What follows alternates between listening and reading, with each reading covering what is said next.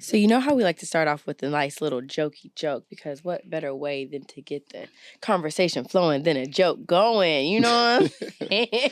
Let's hear it. So you ready? All right. So why wouldn't the shrimp share his treasure? Wow. Why wouldn't the shrimp Why wouldn't share the his shrimp treasure? share his treasure? Mm-hmm. It wasn't a shrimp in SpongeBob, right? No. What was plankton? I don't know. He was a plankton. In the crowd, yeah. Right? He's I a don't know. algae? No? I don't know. Shrimps got to cherish their treasure. Shrimps don't get too many chances in life out here. What's the answer to the joke? Is the question. You don't know? Oh, no. You tell me. All right. So why wouldn't the shrimp share his treasure? He's a little shellfish. Yo. Yo. Nah, that was a good one. That was a good one. I feel like it was. You eat seafood? I do. I love seafood. So I'm Tay.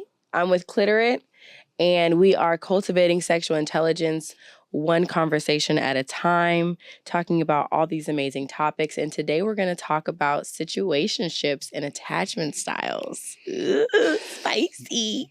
So we have DQ here, and I'm going to let him introduce himself.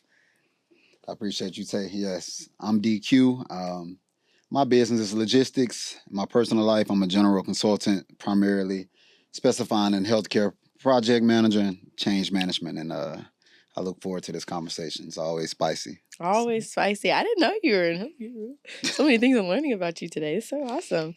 So when it comes down to a situationship, situationships are something that's really big out that's happening right now, right? I think that it's something that's been going on for a while, but I think now that it has a title, on it, Yeah. even though it's a no title relationship, right?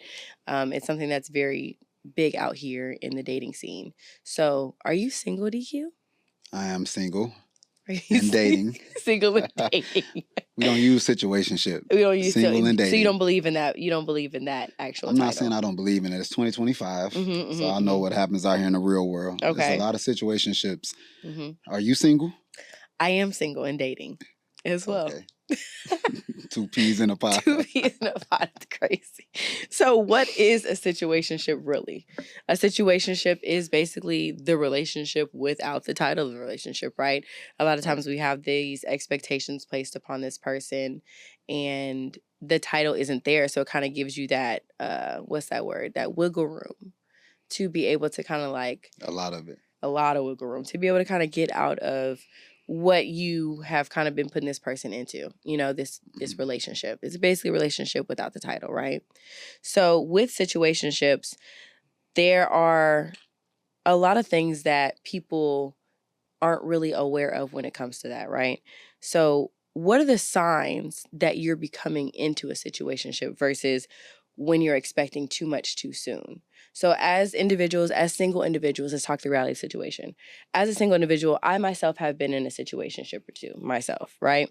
I'm divorced. I got into the dating realm later in life, and I was in a couple of situationships myself, not even knowing that I was getting into these things, Sometimes it kind of catches you off guard. Sometimes you kind of know what you're getting into, and you're accepting these things because you care about this person. But for you and your previous knowledge base, because you're only single and dating, you're not in one currently, right? Type. What is a sign that you are in one? What is a sign that you're in one? So I just want to, and I'll get your opinion too before I get my signs. Okay. Explain the different levels of situationships. Okay. I think you have like emotional situationships where somebody might have been hurt before, so now they're scared to fully give themselves to somebody that they really actually like a lot. 1 foot in, 1 foot out. You have convenience and accessibility situationships. We have very intellectual conversations. Our chemistry is a vibe. You can come over when I want you to pull up, et cetera, but I don't want a relationship because that's too much. And sometimes you just have the unfortunate but intimate situationships. It's so good. I don't want nobody else to have it. You ain't going nowhere. I need that, but I'm not going to give you a title, whether that's on the man or the woman. Right. So I would say to know that you're close to a situationship, for me, it's easy when one of the people start feeling really heavily emotionally towards the other and they want something and they want to take that next step, but the other person doesn't. Whatever those excuses look like. And there will always be excuses and excuses and excuses. I've seen situationships for years. I honestly, transparently, have been in a situationship for much longer than I should have been in. And sometimes it's not always just, like I said, intimacy and things, or someone's trying to be a player. Sometimes you're really trying to fill that person out, and they might be lacking in certain areas, or you might be lacking in certain areas. And as emotionally mature as you are, or just maturity in general, you just need to work on yourself, or they might need to work on themselves before you take that next step, especially when you get older, like past the age of 25. We don't got time to just be jumping in relationship after relationship. So, but then you have those people still serial situationshippers. So those are out there. There's definitely those out there. Like, I definitely agree with you in the realm of those. There's different levels and connections to those situationships, but there are people who are jumping into multiple situationships. To me, I look at situationships as a full-on relationship. There's no way you can convince me that's otherwise. Now, does it not have the title? Yes, it does not. But it is a relationship. And a lot of times you see a situationship and you compare it to an actual relationship of people, you see that the situationships are more connected than the people in actual relationships. A lot of times. So it's like, where do you see that? Like, what is the disconnect in that? And I think that when I see a situationship versus an actual relationship, and I see these situationships, rather they are a bit on, depending on the attachment styles, they can be toxic. I feel like as individuals, you should decide what you're doing, but also everybody's norm is not the next person's norm, and what works for one person doesn't work for another. But also when it comes down to that situationship, why is it so much easier to grasp yourself and to be in one of those than to just be like, yes, we're not perfect. Yes, I have things we have to work on. Why don't we just give the title then? Because we're doing all the things, right? It's like, why is it so hard for us as individuals, especially now in this dating life, for us to really hold on to that? I feel like it's a lot easier for us to cope with losing someone in a situationship than a relationship. But then I've seen people, even from personal experience, in a situationship that I was in for way longer than I should have been in. The emotional attachment that I had to this person was like, this kind of is unreal. I should not be as attached to this person as I am. And we breaking up, and we're not even really breaking up. And it's just like, how am I really coping with this, how are you really dealing with that? Because I found myself way more attached to this person than I was in the time that I was in this relationship, right? And I think that kind of comes down to what my particular attachment style is and what my attachment style looks like. I think that I am more of a anxious avoidant attachment style, and I think we're kind of given that that toxic duo kind of look. But I think it's more so like, I know I want a relationship, right? I know I want this relationship, but then when I get presented with particular things, it's like, is this really what I want from you? Do I want this from you? Or do I just want this in general? So when it comes down to attachment styles, what do you feel like your attachment style is? I feel like, I definitely know my attachment style. For sure, anxious. I'm an anxious person. You are? And I think that's due to the age. I'm 32. I think since I actually know what I want now, I'm not young and in the streets anymore. I know what I'm looking for, which can also sometimes hurt you. I think an anxious attachment style can hurt you because you might be putting too much on someone who is not moving at nearest the same speed as you are. And you're going towards something. Like, I don't really have time for situationships that much anymore. And to your point, just doubling back, when I got out of my situationship, it hit harder than any relationship I've ever ended. So I agree with that. But definitely the anxious style, because you're almost clocking everything that person is doing. You're looking for something in a person, and you're anxious to see if they're going to show you that so y'all can make it to those next steps instead of actually taking it slow and letting it gradually build up and seeing the genuine person for who they are and actually making a decision like, oh, this person is showing me everything. You're being anxious. Sometimes I found myself be anxious to the point where you're saying out loud what you want from a person. That's one of the biggest mistakes you can make.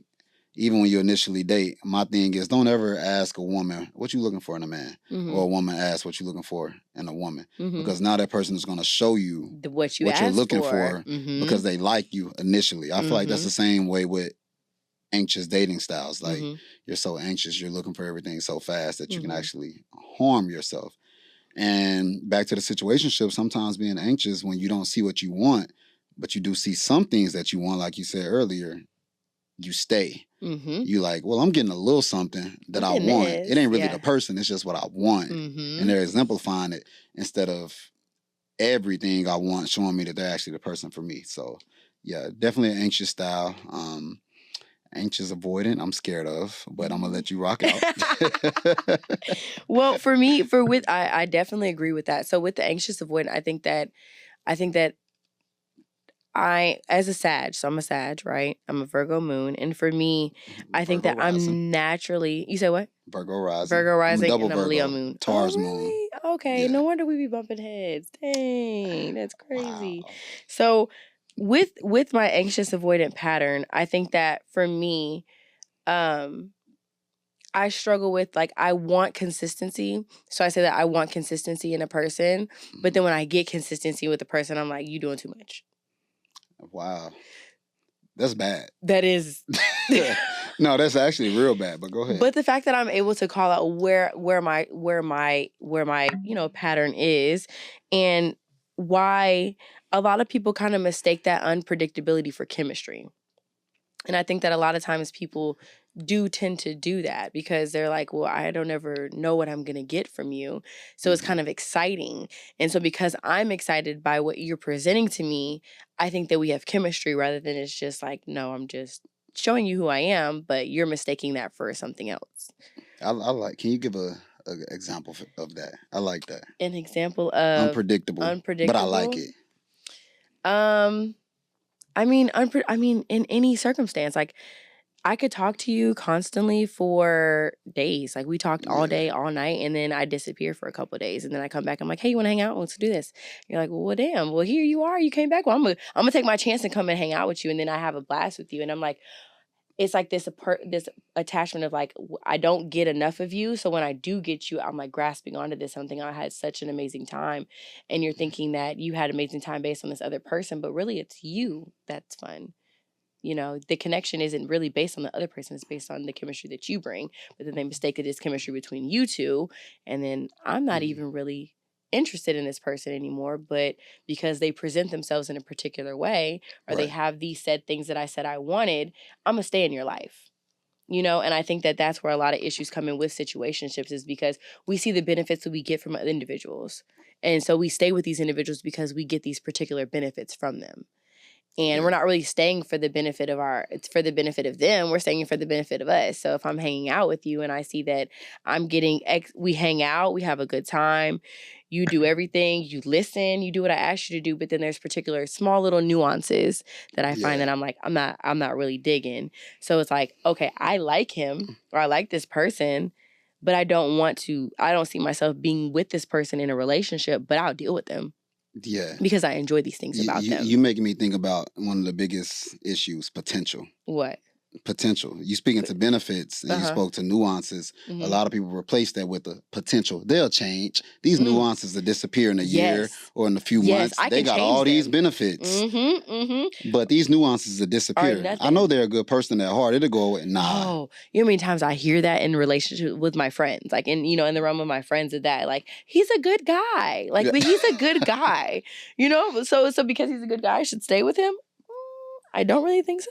But a lot of times and I would say that especially in our age demographic, you know, with us being 30 plus, a lot of times we really try to hone in on particular things, like the potentials of things of people that we really want. But then we see it, and then we have all these other little negative things that we want to say that we don't like. So rather than just saying like, hey, I don't want to deal with you, we're hopping in these situationships. And I think that if we equated that to what a relationship should really be, I don't think that in a relationship you're not ever going to be 100% satisfied with, like, not even satisfied, but 100% like this person is perfect. You believe in 80-20? 80-20, I don't believe. No. I'm just saying. What is 80-20 in your eyes? I'm just, because you said no one's ever going to be perfect. No one's ever going to be perfect. So I'm just asking. I think that I just believe in, you have to decide on what you can truly deal with. I think that everybody has their quirks about them, but you have to decide what you can truly deal with on a day-to-day basis. Like, you can have a guy that's perfect, but he can't dress. That's something that you could change. You know what I'm saying? That's That's something an that you easy could, one. that's an easy change. Okay. That's the easy one. Okay. What if he's friendly?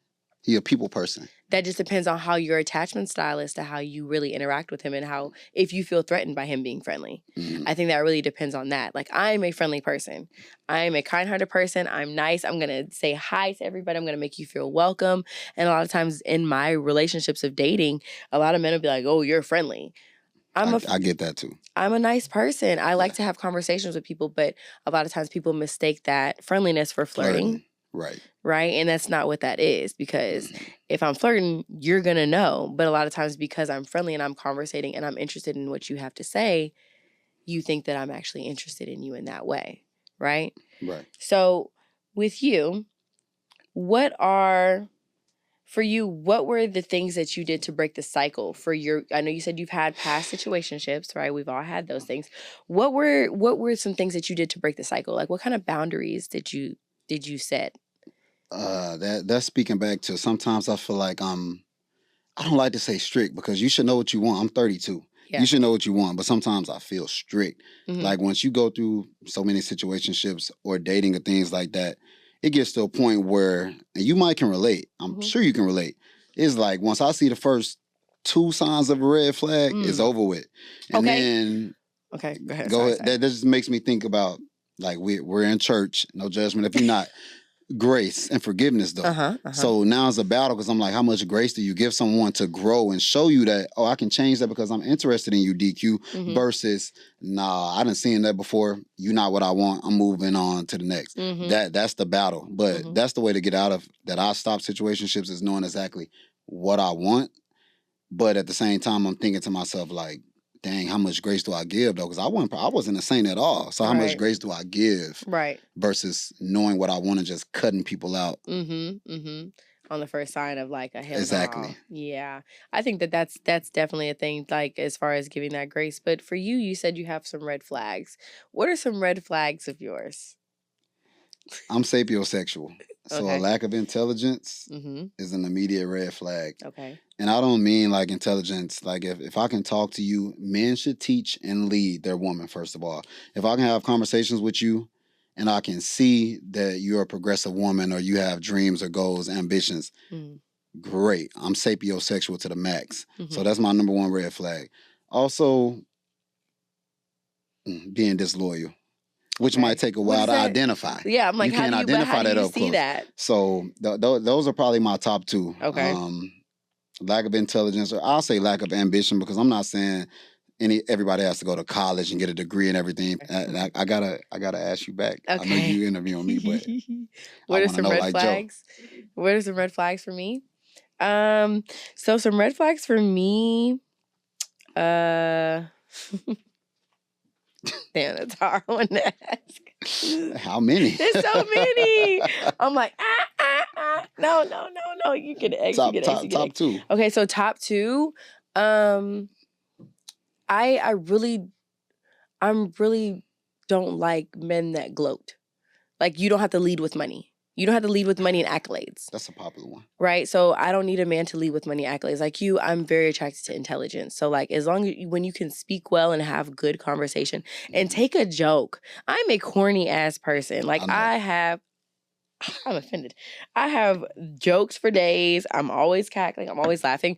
So I feel like if your humor doesn't match me, that's a red flag, because I'm going to laugh all day. And a lot of people get upset. That's a good one, actually. I should have said that. Right. That's a good one. Because people don't have senses of humor, like, at all. Yeah. But our attachment style does really choose your partner for you. So I think that a lot of times when I've ended up in these situationships, it's been because of my attachment style, right? Because of how I attach. So it depends on, is that man really capable of being able to kind of push past that and kind of get me to be in that softness. You know, I think I struggle to be in that softness because I'm what I do. It's very hard for me to kind of just be full-fledged who I am. I'm a mom. I'm a sex educator. I'm corporate America. You know, I do all these different things. And it's like, can that person really get into that space with me? You know, and I think that that's why I'm kind of difficult. It's kind of more difficult for me to kind of jump into a relationship. And I've been married, you know, but in all things, confusion is clarity. And if you are confused, you are in a situationship. Are you confused right now? Hey, man. No, I'm not confused You're at all. You're not confused at all? Nah. They don't. I'm great. So you're great. Well, I just want to thank you for coming out and talking about your past situationships and your attachment style, you anxious, avoidant individual. I love that for you. And no, I'm sorry, you're anxious. Sorry, There we go. But can you give everybody your Instagram where they can follow you now that your Instagram's back in? I want to give a disclaimer, and she just led to it. I don't know why Instagram deleted my page, but they deleted it. It's _D Hogan, like Hulk Hogan. It's back activated now, but if you try to follow me, it'll give you some type of scammer warning, but I'm not a scammer. They just deleted my page. And I do follow back. It's because he posts some shirtless pictures, ladies. So if you're interested, he posts shirtless gym pics. But my page is also one of those scammer likely pages, but it is a true page. And you can follow us at NoireHFQ, and that's NoireHFQ. Thank y'all for tuning in.